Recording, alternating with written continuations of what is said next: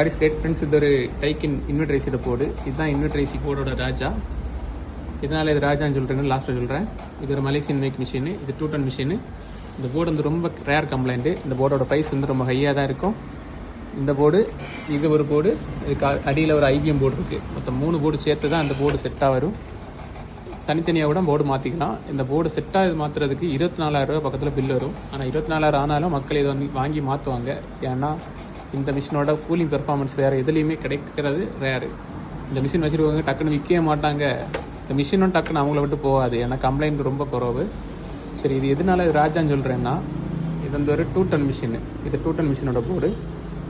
இந்த மிஷினை நீங்கள் ஒரு 4 டன் 4.5 டன் தேவைக்கூடிய இடத்துல கூட இந்த மிஷினை நீங்கள் தாராளமாக போட்டிங்கன்னா அந்த இடத்துக்குள்ள கூலிங் வந்து குயிக்காகவே கிடைக்கும். வேறு எந்த யூனிட் போட்டாலுமே உங்களுக்கு 4 டன் போன இடத்துல 2 டன் போட்டாச்சுன்னா எப்படி கூலிங் வரும்னு நீங்கள் யோசிக்கிறீங்க. ஆனால் கண்டிப்பாட்டு இந்த மிஷின் போட்டிங்கன்னா கூலிங் வரும். அது மாதிரி இந்த மிஷின் வச்சுக்கவங்க யாரும் டக்குன்னு கொடுக்க மாட்டாங்க. அவங்கள விட்டு அந்த மிஷின் போகாது.